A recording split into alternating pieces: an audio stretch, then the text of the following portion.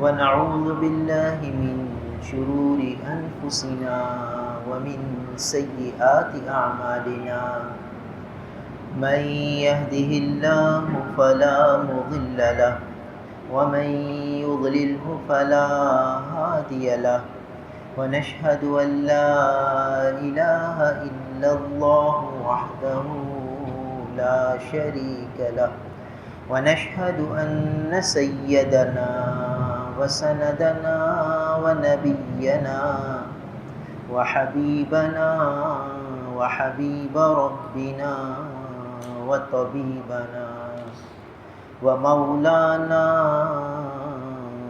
محمدا عبده ورسوله أما بعد فأعوذ بالله من الشيطان الرجيم بسم الله الرحمن الرحيم ألهاكم التكاثر حتى زرتم المقابر كلا سوف تعلمون ثم كلا سوف تعلمون كلا لو تعلمون علم اليقين لترون الجحيم ثم لترونها عين اليقين ثم لتسألن يومئذ عن النعيم صدق اللہ مولانا العظیم۔ میرے محترم بزرگ اور عزیز بھائی، یہ سورہ تکاثر چل رہی ہے اور اس میں اہم مضمون بیان ہو رہا ہے جس کا تعلق ہم میں سے ہر شخص سے ہے۔ ہر شخص کو یہ منزل آنی ہے جس کا تذکرہ اس سورہ مبارکہ میں کیا جا رہا ہے، جس منزل سے ہم سب غافل ہیں، اور وہ ہے قبر کی منزل۔ ایک کتاب میں ایک قصہ پڑھا کہ حضرت عزرائیل علیہ السلام جو سب انسانوں کی روح قبض فرماتے ہیں، وہ روزانہ ہر مسجد کے پاس کھڑے ہوتے ہیں، اور جو مسجد میں روز آتا ہے اسے غور سے دیکھتے ہیں، پابندی سے ہر نماز کے بعد جو مسجد میں آتا ہے اسے غور سے دیکھتے ہیں۔ پھر جب اس کی موت کا وقت آتا ہے تو موت کے وقت شیطان اپنی پوری طاقت لگاتا ہے کہ آخری وقت ہے، اور اس نے قسم کھائی تھی اللہ تعالیٰ کے سامنے کہ میں اس کو بہکاؤں گا اور آپ کی راہ حق سے ہٹاؤں گا۔ تو یہ آخری موقع ہے شیطان کے پاس کہ انسان کو بہکائے، پورا زور لگا رہا ہوتا ہے کہ کسی طریقے سے یہ کلمہ کفر کہہ دے اور ایمان کی دولت، ایمان کی مایا اس سے چھن جائے۔ تو جو پابندی سے نماز کے لیے آتا ہے، حضرت اسرائیل علیہ السلام اسے نظر میں رکھتے ہیں، اور پھر جب اس کی موت کا وقت قریب آتا ہے تو شیطان کو اس سے ہٹا دیتے ہیں اور اسے کلمہ تلقین فرماتے ہیں کہ بھی کلمہ پڑھو۔ یہ جو کلمہ پڑھ لیتا ہے پھر اس کو ایمان کی حالت میں لے کے جاتے ہیں۔ تو بھائی یہ ایسے ہی آرزوؤں تمناؤں سے نہیں ہوگا، اس کے لیے جذبات کی قربانی دینی پڑے، ماحول کے اثرات سے اپنے آپ کو بچانا ہوگا، اور مسجد سے تعلق جوڑنا پڑے گا۔ پھر تو یہ سعادت نصیب ہوگی کہ خود حضرت اسرائیل علیہ السلام کلمہ یاد دلائیں گے کہ پڑھو کلمہ، تو جب یہ کلمہ پڑھے گا پھر اس کی روح پرواز کرے گا۔ تو یہ منزل آنی ہے، اب اس کی کتنی تیاری کی ہے. یہ جو صورتیں بار بار قرآن کی نماز میں پڑھی جاتی ہیں اس میں یہی تلقین ہے کہ اب آخرت کی طرف توجہ کرو. ایک کتاب میں لکھا ہے کہ حضرت داؤد علیہ السلام کی روح قبض فرمانے کے لیے حضرت اسرائیل علیہ السلام تشریف لائے. وہ کیوں آئے؟ کہ آپ کو لینے آئے. وہ میری تو تیاری نہیں ہے، پہلے اطلاع کرتے میں تیاری کر لیتا پھر چلتا. میں کہ حضرت یہ بتائیے آپ کے پڑوس میں کون شخص رہتا تھا؟ کہ فلاں ابن فلاں رہتا تھا. کہاں چلا گیا؟ اس کا انتقال ہو گیا. تو آپ کا فلاں رشتہ دار کہاں ہے؟ کیا نام تھا اس کا؟ فلاں نام تھا. کہاں چلا گیا؟ وہ مر گیا. کئی رشتہ دار کئی پڑوسی یاد دلوائے. فرمایا کہ حضرت یہ سب پیغام دے کے تو جا رہے تھے، یہ سب پیغام دے کے جا رہے تھے کہ تیاری کر لینا. تو یہ جو جا رہے ہیں جن کی ہم نماز جنازہ پڑھ رہے ہیں یہ ہمیں کچھ پیغام دے کے جاتے ہیں کہ بھئی ہم نے یہ پیالہ پی لیا، اب تمہیں پینا ہے، اب تم اس کی تیاری کر لینا، ہم نے تو جو کیا. تو یہ جاتے ہوئے کوئی خاموش پیغام ہمیں دیتا ہے. مگر ہماری غفلت کا عالم یہ ہے کہ ہم جنازے کی جب صفیں بنتی ہیں تب بھی باتوں میں لگے ہوتے ہیں. لیکن وہ وقت اسی تصور کا ہوتا ہے کہ یہ جانے والا کیا کہہ رہا ہے، ہمیں کچھ پیغام دے رہا ہے، ہمیں کچھ کہہ رہا ہے. اس کی آواز ہم اپنے دل سے سنیں تو جو قلب سلیم ہوگا وہ خود بتائے گا کہ ہاں یہ کچھ کہہ رہا ہے، اور یہ کہہ رہا ہے کہ میری منزل آ گئی، تمہاری منزل آنے والی ہے، میں تو چلا، اب تم اپنی تیاری کر لینا. اس لیے یہ جو منزل آ رہی ہے اس کے لیے چوکنا رہنا ہے، ہر وقت تیاری کرنی ہے. جب 40 سال کی عمر ہو جاتی ہے تو ایک فرشتہ اعلان کرتا ہے کہ اے 40 سال کی عمر والوں جلدی سے کام کرو، ابھی قوہ تمہارے مضبوط ہیں، ابھی طاقت موجود ہے، تیاری میں لگ جاؤ. اور جب 50 سال کا ہو جاتا ہے تو اب ایک اور فرشتہ اعلان کرتا ہے کہ اے 50 سال والوں کھیتی کٹنے کا وقت آ گیا ہے، کھیتی تیار ہو چکی ہے، پھل لگ چکے ہیں، کٹائی کا وقت قریب ہے. اور جب 60 سال کی عمر ہو جاتی ہے تو اب ایک اور فرشتہ اعلان کرتا ہے کہ او 60 سال والوں بس اب تیاری کرو، اب کوچ کا وقت آ چکا ہے، کسی بھی گھڑی کوچ ہو جاؤ گے. تو یہ اعلانات ہو رہے ہیں اور ہم سب کو متوجہ کیا جا رہا ہے کہ اس اگلی گھاٹی کی کچھ تیاری کرنی ہے. اور یہ بار بار تذکروں سے پھر اس کی طرف توجہ ہوتی ہے. جب تک ہم اس کے تذکرے نہیں کریں گے بس ہوا کی ہوائی باتیں، بار بار تذکرے کریں گے، بار بار مذاکرے کریں گے تو پھر یہ چیز دل میں بیٹھے گی. اور جب اس کے مذاکرے بس کبھی کبھی ہو گئے تو پھر یہ دل میں نہیں اترے گی، ایک لمحے کو اس کا اثر ہوگا پھر ختم. تو کثرت سے اس کے تذکرے کرنے ہیں، اس کو سوچتے رہنا ہے، تنہائیوں میں بھی سوچنا ہے اور مجمع میں بھی اس کے تذکرے کرنے ہیں. مجمع ہو تو قبر کے تذکرے، تنہائی ہو تو قبر کی یاد. آدمی اگر مستقل اس میں لگا رہا پھر اس کے لیے آسان ہو جائے گا. پھر کسی موقع پر یہ شریعت کی خلاف ورزی نہیں کرے گا، ہر موقع پر اسے قبر یاد ہو. تو بہرحال یہ جو سورہ تکاثر ہے ہم سب کو اپنی قبر یاد دلا رہی ہے.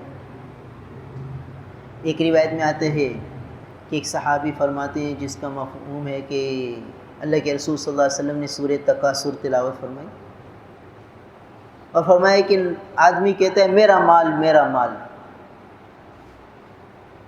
آدمی اس رکھے ہوئے مال کو یہ سمجھتا ہے کہ میرا ہے، اپنی جیب میں رکھے ہوئے مال کو سمجھتا ہے کہ میرا ہے. یہ 10,000 یہ 5,000 کا نوٹ میرا ہے، یہ 1,000 کا نوٹ میرا ہے، یہ 500 کا نوٹ میرا ہے، یہ 100 کا نوٹ میرا ہے. یوں سمجھتا ہے میرا ہے. ابھی جان نکل گئی، ابھی روح نکل گئی تو کس کا ہے؟ تو کہاں ہے میرا؟ وہ کہتا ہے یہ لباس میں نے پہنا ہوا ہے میرا ہے. کہاں میرا ہے؟ نئے کپڑے سلوا لیے، کہتے ہیں میرے کپڑے ہیں. درزی کو کہتا ہے میرے کپڑے سی دیے، او بھائی میرے نہیں ہیں، یہ پتہ نہیں کس کے ہیں، کون پہنے گا، اس کو پتہ کون پہنے گا۔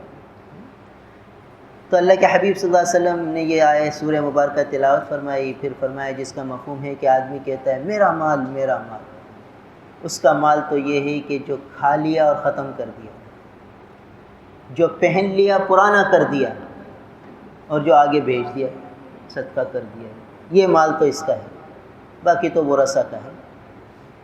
تو یہ جو بیلنس رکھا ہوا ہے اور یہ جو عمارتیں بنی ہوئی ہیں یہ سب اپنی تھوڑی، تو چھوڑ کے جانی ہے، اپنے لیے تو آگے بھیجنا ہے، اور وہ جو آج بھیج دیں گے کل کام آئے گا۔ اس لیے دیکھنا ہے کہ کتنی آگے کی تیاری کی ہے، کتنا سرمایہ آخرت اکٹھا کیا ہے۔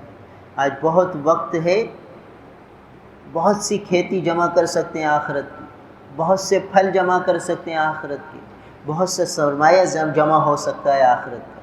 تھوڑی سی توجہ کر لیں، اعمال بہت ہے۔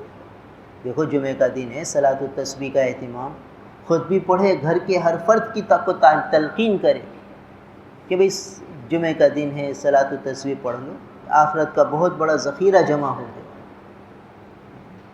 سال میں 52 جمعے ہوتے ہیں، تو ایک سال کے اندر 52 صلاۃ التسبیح ہو سکتی ہے جمعے کے اعتبار سے۔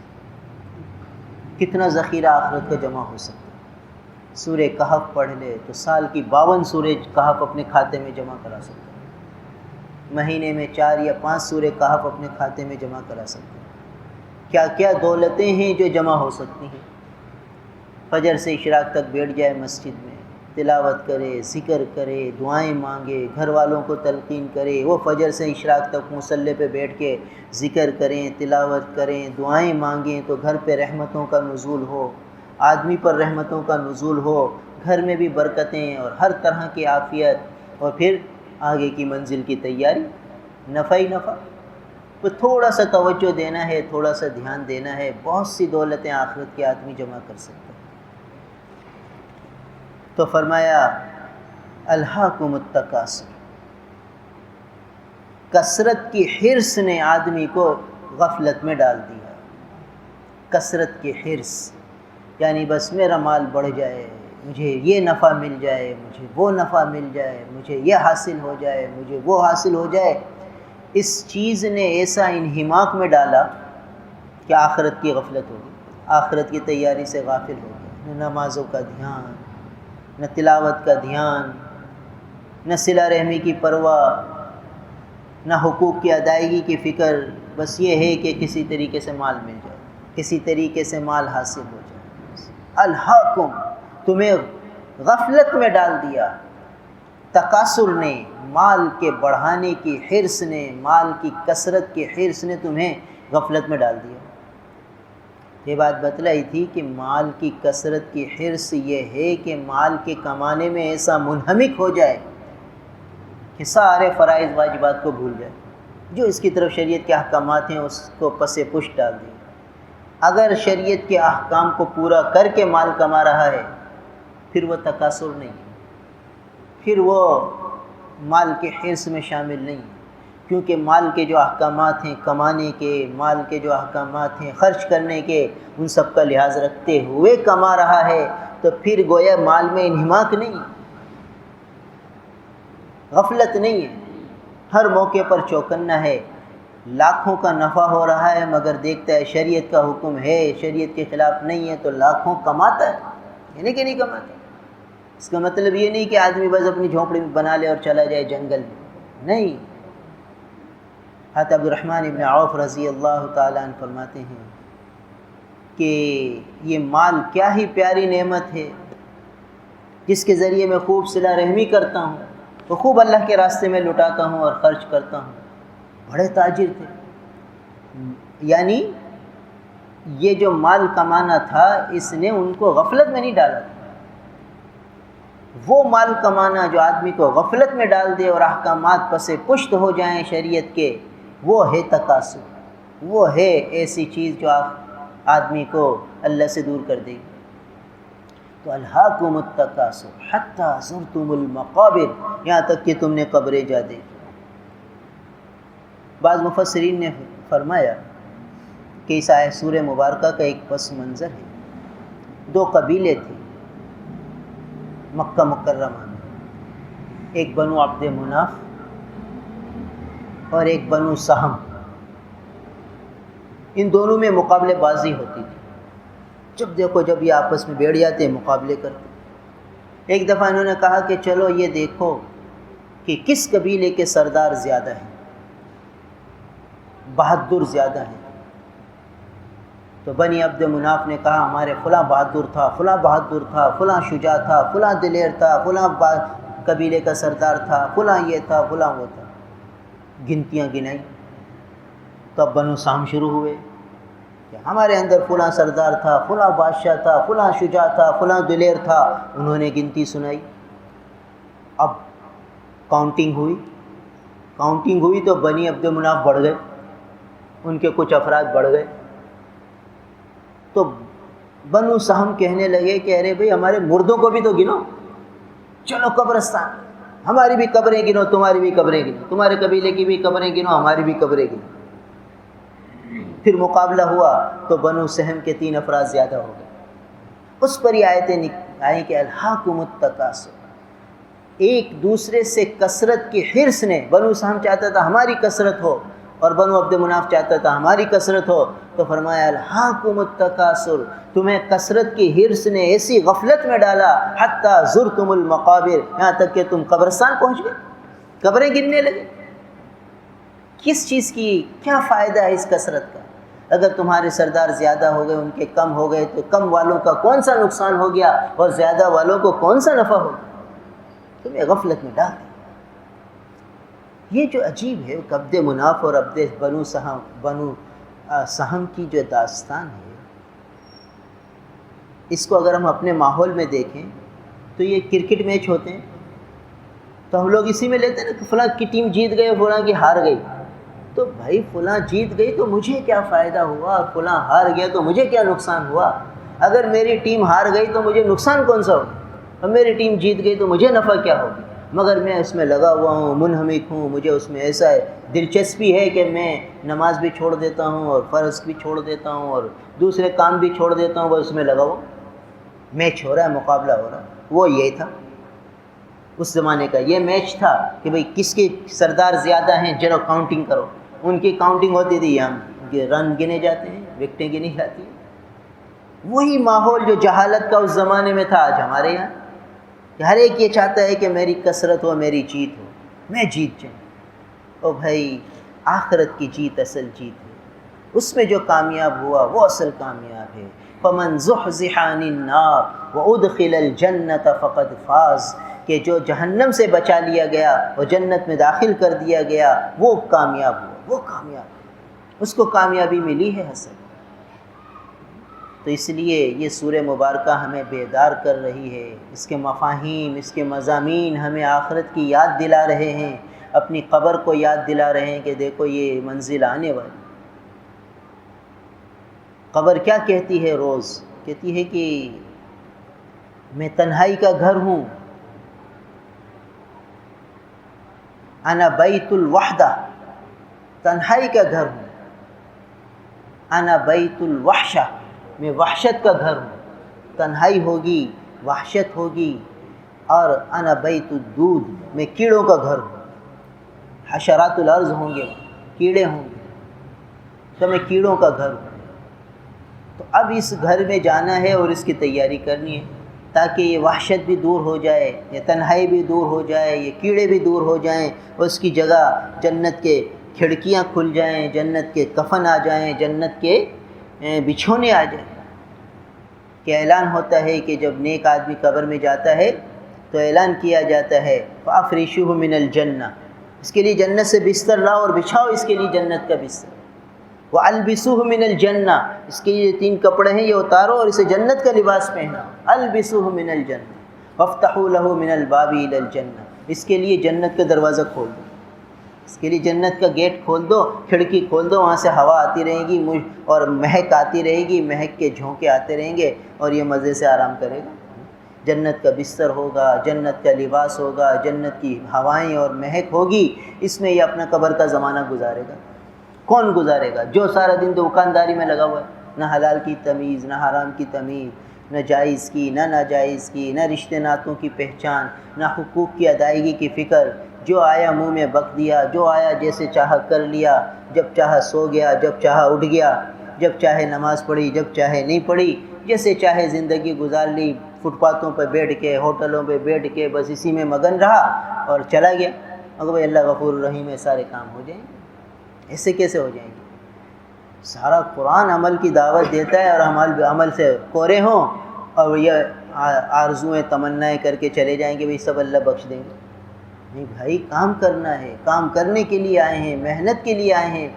جو آخرت کی تیاری کی محنت میں لگے گا اس کی دنیا بگڑے گی نہیں، دنیا بھی سنورے گی، دنیا بھی خوشگوار ہو جائے گی۔ اس لیے اس کی فکر کرنی ہے۔ تو یہ صورت ہم سب کو متوجہ کر رہی ہے، بیدار کر رہی ہے۔ الہاکم التکاثر، تمہیں کثرت کی حرص نے غفلت میں ڈال دیا، حتی زرتم المقابر، یہاں تک کہ تم نے قبریں جا دیکھی، قبرستان پہنچ گئے۔ کلا سوف تعلمون، ہرگز نہیں، یہ تنبیہ کا جملہ ہے جس میں سمجھایا جا رہا ہے کہ ایسا نہیں ہے کہ تم دنیا سے میں منہمک ہو جاؤ اور آخرت سے غافل ہو جاؤ۔ ہرگز ایسا نہ کرو کہ دنیا میں پڑھ کر آخرت سے غافل ہو جاؤ، دنیا میں منہمک ہو جاؤ۔ کلا، ایسا نہ کرو، سوف تعلمون، ان قریب تم جان لو گے۔ جیسے ہی موت کا فرشتہ آئے گا ساری حقیقت کھل جائے گی، اور جب حقیقت کھل جائے گی بھائی اس وقت موقع ہی نہیں ہوگا کچھ کرنے کا، وہ تو پھر غیب مشاہدے میں آ جائے گا۔ ابھی تو غیب ہے، چھپ چھپا ہوا ہے، بس ماننا ہے اور عمل کرنا ہے۔ ادھر فرشتہ موت نظر آیا، آخرت کی چیزیں نظر آئیں، بس اب کوئی ایمان لائے تو اب نہیں آ سکتا۔ صرف ہمیں ان قریب جان لو گے، ان قریب، زیادہ دور نہیں، ادھر روح نکلی ادھر سب پتہ چل جائے گا۔ ثم کلا سوف تعلمون، پھر ہرگز نہیں، بار بار تاکیداً جملے کے، ہرگز ایسا نہ کرو کہ آخرت سے غافل ہو جاؤ، دنیا میں منہمک ہو جاؤ، ایسا نہ کرو، ہرگز نہیں۔ سوف تعلمون، ان قریب تم جان لو گے، بہت قریب زمانہ آنے والا ہے جو تم جان لو گے۔ سوف تعلمون، سوف تعلمون، تکرار کر کے بتایا جا رہا ہے کہ بھئی ان قریب جو زمانہ آنے والا ہے سب پتہ چل جائے گا۔ جب آنکھ کھلے گی تو پتہ چل جائے گا کہ کیا حقیقت، کس طرح ہم دھوکے میں پڑے ہوئے تھے، کس کو حقیقت سمجھ رہے تھے، جس کو حقیقت سمجھ رہے تھے وہی دھوکہ تھا، اور جس سے غافل تھے وہ حقیقت تھی، حقیقت سے غافل تھے اور دوسری چیزوں میں لگے ہوئے۔ کلا لو تعلمون علم الیقین، ہرگز نہیں، کاش کہ تم جان لیتے، کاش۔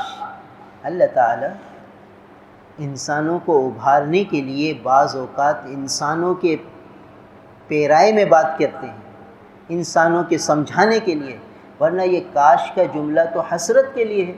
اللہ تعالیٰ تو ان احساسات سے پاک ہے،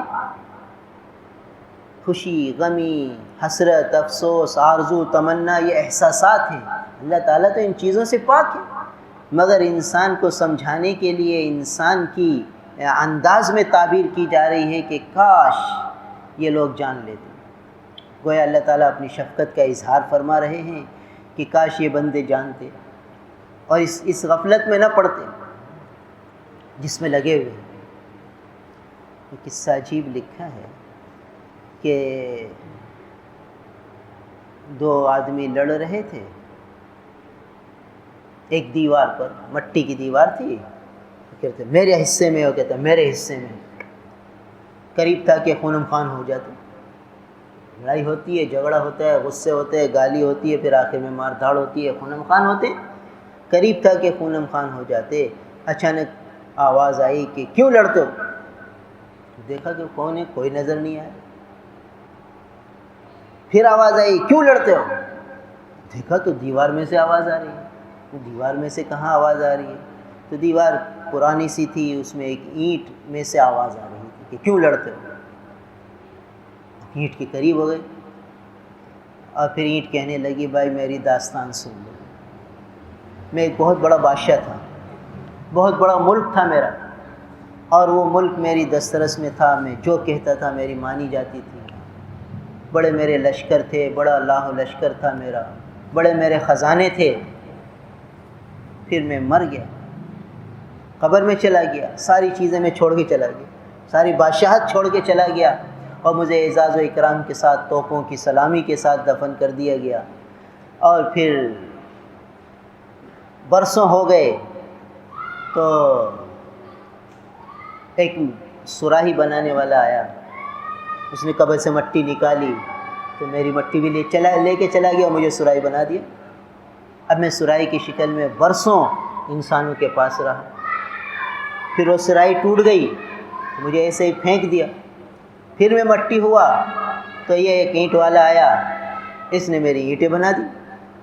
اب میں یہاں عمارت میں لگا ہوا ہوں اور تمہیں دیکھ کے مجھے بڑا تعجب ہوا کہ اتنی سی دیوار پہ لڑ رہے ہو، میں تو پوری حکومت چھوڑ کے اب مٹی بنا ہوا ہوں، تمہیں بھی مٹی بننا ہے، اسی طرح دیواروں میں جانا ہے۔ کس کی مٹی کہاں جائے گی، کس کی مٹی کہاں جائے گی، کسے کیا پتہ۔ تو فوراً چوکنا ہو گیا، ہوش آ گیا کہ کس چیز کے لیے لڑ رہے ہیں، جو جسے یہیں چھوڑ کے جانا ہے اس کے لیے لڑ رہے ہیں، اس کے لیے خونم خان ہو رہے ہیں۔ اگر یہ قصے عبرت کے ہر وقت نگاہوں میں ہوں تو پھر یہ لڑائی جھگڑے، یہ عدالتیں ختم ہو جائیں۔ عدالتوں میں جو اتنے جھگڑے ہو رہے، بھائی بہن آمنے سامنے کھڑے۔ کل ہی ایک صاحب نے قصہ سنایا کہ نواسے نے نانی کو کہا، او بڈھی ہمارے گھر سے نکل جا، اب ہمارا فیصلہ اور ملاقات عدالت میں ہوگی، او بڈھی گھر سے نکل جا۔ کون کہہ رہا ہے؟ نواسا، جسے نانی نے گودوں میں پالا تھا، سینے سے لگایا تھا کہ کیسی کیسی چیزیں کھلاتی ہے نانی۔ آج وہ نواسا کہتا ہے بڈھی نکل جائے یہاں سے اور اپنا فیصلہ اب عدالت میں ہوگا، ان سے پہلے گھر میں آنے کی اجازت نہیں ہے، نہ کسی ماموں کو اجازت ہے، نہ کسی خالہ کو آنے کی اجازت ہے، ہمارا فیصلہ عدالت میں ہوگا، وہاں ملاقات کریں گے۔ یہ ہے کیوں یہ نواسا یہ جملے کہنے پر کیوں آمادہ ہوا کہ اس کے سامنے یہ ایک قصے ہی نہیں۔ اگر یہ قصوں کی تکرار بار بار ہو یا آخرت کے مذاکرے بار بار ہوں تو پھر تو یہ نواسا کہے کہ یہ تو میری جنت ہے، یہ بڈھی نہیں ہے، یہ میری جنت ہے، اور کہے کہ ماں میں تو تمہارے قدموں سے جنت حاصل کروں گا، یہ گھر کیا ہے، ساری چیزیں آپ کی ہیں۔ وہ کہتا ہے عدالت میں ملوں گا، یہ گھر ہمارا ہے، تم کیا دعویٰ کرتی ہو؟ تو ساری چیزوں کا خلاصہ یہی ہے کہ جتنا ہم کثرت سے آخرت کے تذکرے کریں گے، ہماری اولادوں کے لاشعور میں یہ باتیں بٹھائی جائیں کہ مرنے کے بعد زندگی، اب ہمیں دنیا کو چھوڑنا ہے، ان چیزوں سے دل نہیں لگانا۔ اب ہر بچے کی خواہش ہم پوری کر رہے ہیں، بیٹا کہتا ہے یہ چیز چاہیے، اچھا بھائی یہ چیز لے لو، ساری دنیا کی اسے چونچلوں میں لگایا، اور پھر ہم سمجھو یہ تمنا کریں کہ بھئی یہ آخرت کی طرف مائل ہو جائے۔ جب اسے ہم نے دنیا کی ہر چیز میں منہمک کر دیا اور اس کی خواہشوں کا منبع اور مرکز دنیا بنا دیا، اور دنیا مل جاتی ہے تو خوش ہوتا ہے، دنیا نہیں ملتی تو غمگین ہوتا ہے، اور پھر ہم کہہ رہے ہیں ہم تو بڑی اچھی تربیت کر رہے ہیں، الحمدللہ ناظرہ قرآن پڑھ لیا، قرآن پڑھنے چلا جاتا ہے 1 گھنٹے کے لیے ظہر کے بعد، اللہ کا شکر ہے ہمارا بچہ قرآن پڑھ رہا ہے، اور 8-10 گھنٹے انگریزی پڑھ رہا ہے، ABCD پڑھ رہا ہے، اور پھر دوسرے دنیا کی ہر خواہش اس کی پوری کی جا رہی ہے، اور یہ سمجھا جا رہا ہے کہ اللہ کا شکر ہے ہم تو قرآن پڑھا رہے ہیں بھائی، اور بہت خوش ہیں، بہت مطمئن ہیں۔ دیکھ لو مسلمانوں کا حال کیا ہے۔ وجہ کیا کہ یہ آخرت کے تذکرے نہیں ہے اس بچے کے سامنے، کہ بھئی تم یہ موبائل کی ضد کر رہے ہو، اس کو چھوڑو، آخرت کی نعمتوں کا حاصل کرو، یہ صلاۃ و تسبیح پڑھو، اللہ تمہیں کیا دے گا آخرت، سورہ کہف پڑھو تمہیں کیا ملے گا، سورہ یاسین روز پڑھو تمہیں کیا ملے گا، یہ چیز تو یہیں کی چھوڑ کے چلے جاؤ گے، سب کو جانا ہے۔ تو جب بچے کا یہ ذہن ہوگا تو اس کے سامنے موبائل کی حیثیت ہی نہیں ہوگی، اب تو وہ سب کچھ یہی سمجھتا ہے، نہیں ملتا ضد کرتا ہے، کھانا پینا چھوڑ دیتا ہے، ماں باپ مجبور ہو کر لا دیتے ہیں، کہتے کیا کریں، اور کہتے ہیں کہ بھئی ہم کیا کریں، بچے سمجھتے نہیں۔ بھئی بچے کیوں نہیں سمجھتے کہ ہم نے ان کے سامنے یہ صورتیں پڑھی نہیں، یہ تو بچوں کو بٹھا کر سمجھانا تھا، ان کے سامنے یہ تلاوتیں کرنی تھیں، ماں باپ کی ذمہ داری تھی کہ بچوں کے دل میں آخرت کا خوف، آخرت کی رغبت، آخرت کی فکر پیدا کرتے، تو اس کے طرف دھیان ہی نہیں۔ تو یہ صورتیں بار بار نمازوں میں ہم بھی پڑھ لیتے ہیں، بچہ بھی اگر نمازی ہے تو وہ بھی پڑھ لیتا ہے، مگر اس کے سامنے اس کا مضمون مفہوم ہے ہی نہیں۔ تو یہاں سمجھایا جا رہا ہے کہ کلا لو تعلمون علم الیقین، ہرگز نہیں، کاش کہ تم جان لیتے یقین کے علم سے، لترون الجحیم، ان قریب تم ضرور بھی ضرور جہنم کو دیکھو گے، ثم لترونہا عین الیقین، پھر ضرور بھی ضرور تم اس کو یقین کی آنکھ سے دیکھ لو گے، ثم لتسألن یومئذ عن النعیم، پھر ضرور تم سے سوال کیا جائے گا اس دن تمام نعمتوں کے بارے میں۔ اس پر تھوڑی تفصیلی بات ہے، انشاءاللہ اگلے ہفتے بات ہوگی اللہ تعالیٰ۔ الحمدللہ رب العالمین والعاقبۃ للمتقین والصلاة والسلام علی رسولہ محمد وآلہ واصحابہ اجمعین۔ اللہم بارک لنا فی الموت وفیما بعد الموت، اللہم بارک لنا فی الموت وفیما بعد الموت، اللہم اغفر لنا وارحمنا، اللہم اغفر لنا وارحمنا، اللہم لا تجعل الدنیا اکبر ہمنا ولا مبلغ علمنا ولا غایت رغبتنا ولا تسلط علینا بذنوبنا من لا يرحمنا۔ اللہم انا نعوذ بک من زوال نعمتک وتحول عافیتک وفجاءۃ نقمتک وجمیع سخطک۔ اللہم اجعلنا لک ذکارا لک شکارا لک رہابا لک مطواعا لک مطیعا الیک مخبتا الیک اواہا منیبا۔ اللہم انا نسألک حبک وحب من یحبک وحب عمل یقرب الى حبک۔ اللہم اجعل حبک احب الاشیاء الی واجعل خشیتک اخوف الاشیاء عندی واقطع عنی حاجات الدنیا بالشوق الى لقائک۔ فإذا أقررت أعين أهل الدنيا من دنياهم فأقرر عيني من عبادتك اللهم آت محمدا الوسيلة والفضيلة وابعثه مقاما محمودا الذي وعدته اللهم آت محمدا الوسيلة والفضيلة وابعثه مقاما محمودا الذي وعدته۔ سبحان ربك رب العزة عما يصفون والسلام على المرسلين والحمد لله رب العالمين آمين۔